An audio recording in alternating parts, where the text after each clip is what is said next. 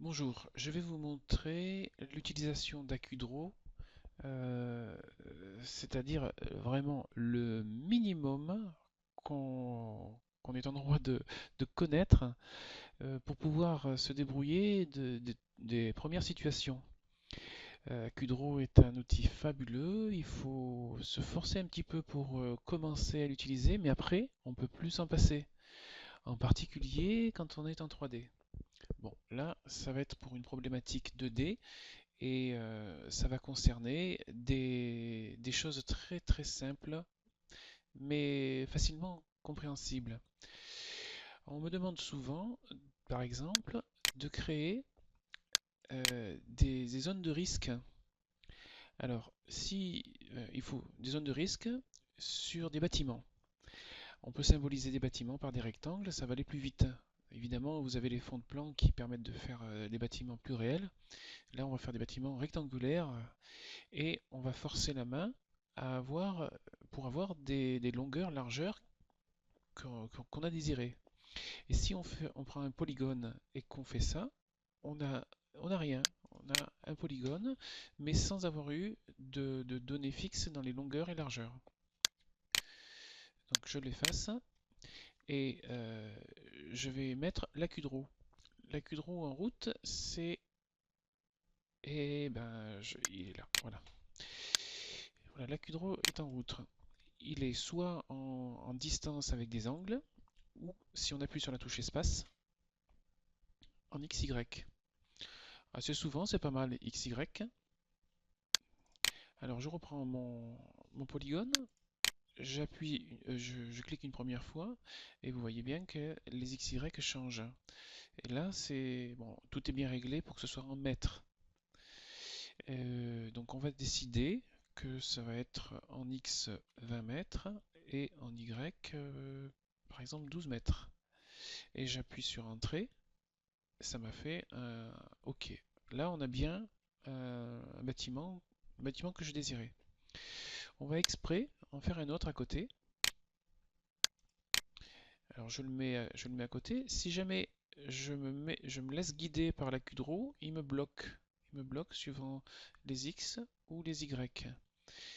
Et si je veux... Bon, je fais une copie à côté.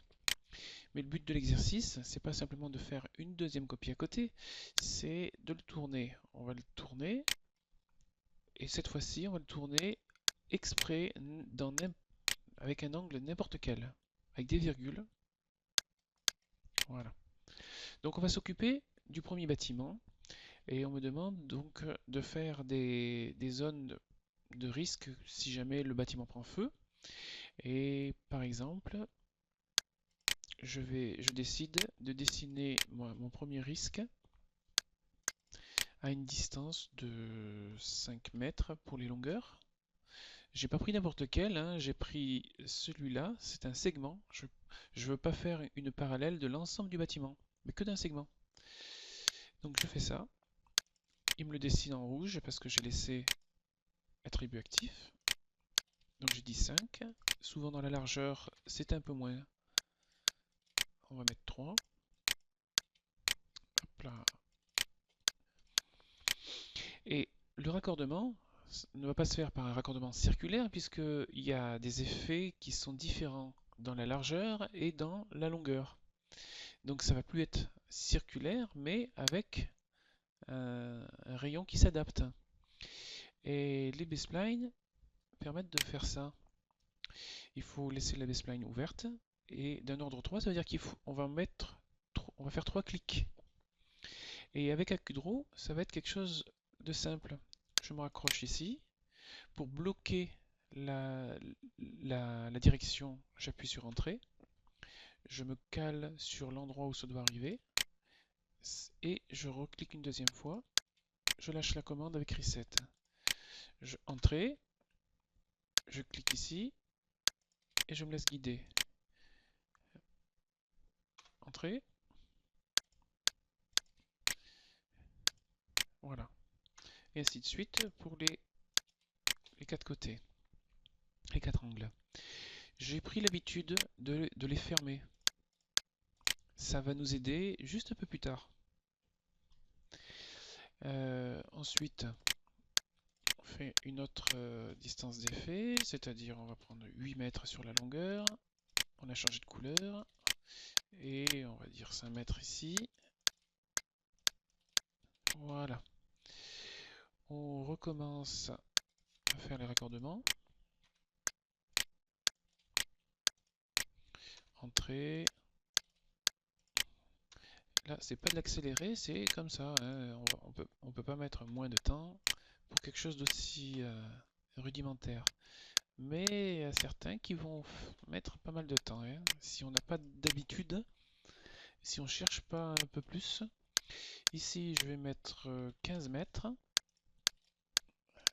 15 mètres et 10 mètres. Et 10 mètres.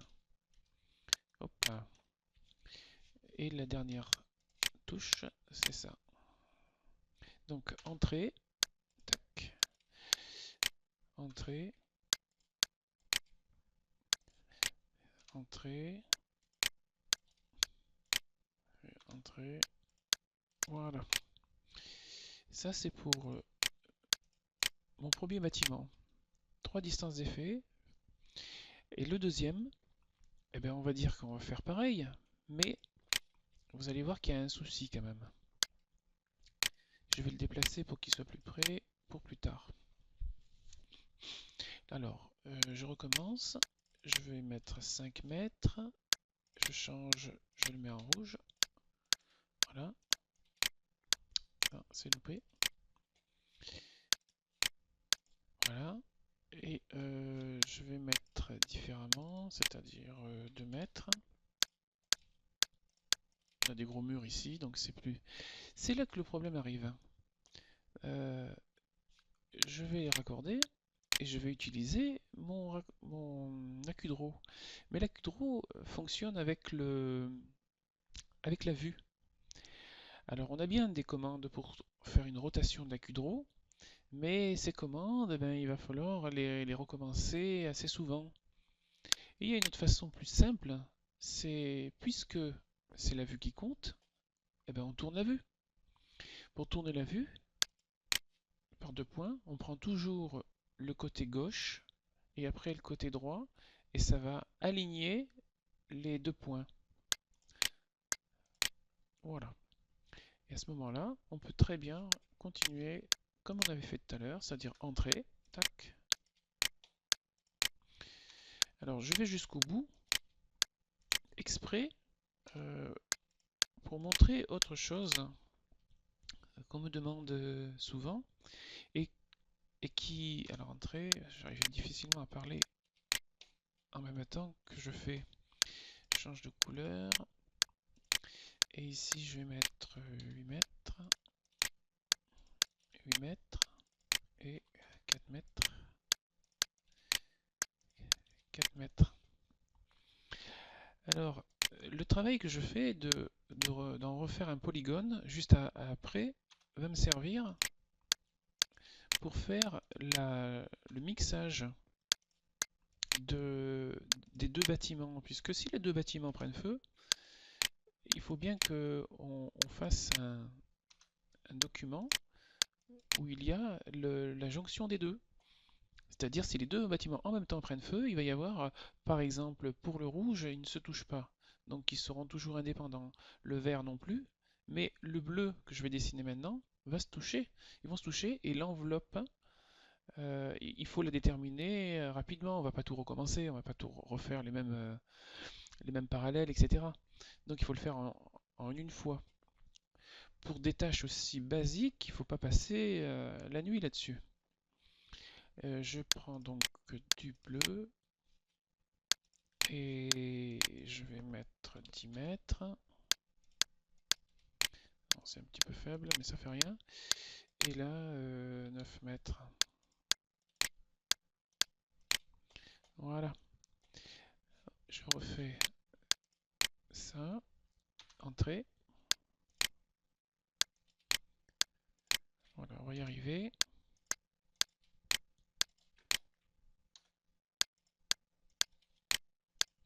Comme ce travail, lorsqu'on le fait, euh, nécessite d'être assez structuré, assez carré. Il faut que ce soit tout bien rodé pour pouvoir aller vite, puisqu'il n'y a aucun investissement intellectuel à avoir hein, sur ce truc. Et il faut aller assez vite. C'est simple. Maintenant, je vais faire exprès de bouger le bâtiment. Tiens, j'ai peut-être oublié de faire quelque chose. Je me souviens pas si je l'ai fait. Bon, je l'ai pas fait. Je vais faire des surfaces fermées pour lui et pour lui. Voilà. Donc si je les sélectionne, tout passe. Je vais exprès les faire rentrer les uns dans les autres. Voilà. Donc les deux bâtiments sont assez proches pour que tout se chevauche. Et normalement, il va y avoir un document par bâtiment ou par type de bâtiment et un document qui va réunir l'ensemble des effets de tous les bâtiments. Donc il ne faut surtout pas perdre chacun des rayons qui est ici. Et dans un autre niveau, créer la jonction du bleu, la jonction du vert, la jonction du rouge, pour pouvoir avoir les deux. Tantôt vous faites apparaître l'un, tantôt vous faites apparaître l'autre. Alors, pour ça, il suffit de créer un nouveau niveau. Je vais mettre bâti 2, parce que là j'étais dans bâti 2. Voilà, je le mets actif. Je sélectionne ma couleur. Voilà, on est bien là. Et je demande à créer un polygone qui est l'union. Je garde original parce que je veux garder mes deux rouges indépendants. Et je crée l'union en cliquant l'un et l'autre. Et une troisième fois pour dire que j'accepte. Je vais faire de la même sorte pour le vert. L'un, l'autre, j'accepte. Le bleu, l'un, l'autre, j'accepte. Maintenant, hop là, si j'enlève le bâti, voilà, c'est ce que j'ai créé. L'un, l'autre, j'accepte, etc. C'est ça. Voilà les différentes zones. Ça, il faut vraiment mettre autant de temps que j'ai mis. C'est pas la peine de passer la nuit. S'il y avait eu 5, 7, 12 bâtiments et qu'il fallait faire la même chose, il vous suffit de sélectionner, au lieu de dire l'un puis l'autre, on ne sélectionne pas à partir de là, c'est simplement on sélectionne, mais je vais le faire. Au lieu de parler, je reviens à mon bâti 2, mon bâti, et je désactive le 2. Voilà. Là, j'ai les données indépendantes. Je vais créer un autre bâtiment. Ah, là, j'ai trop pris. Ah, et quelque chose qui est...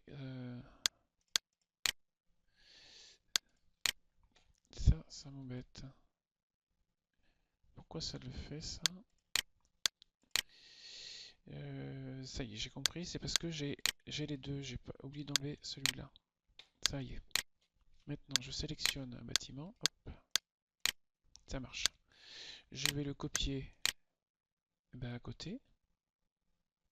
On va dire comme ça. Voilà. Je voudrais, dans bâti 3, je vais créer bâti 3.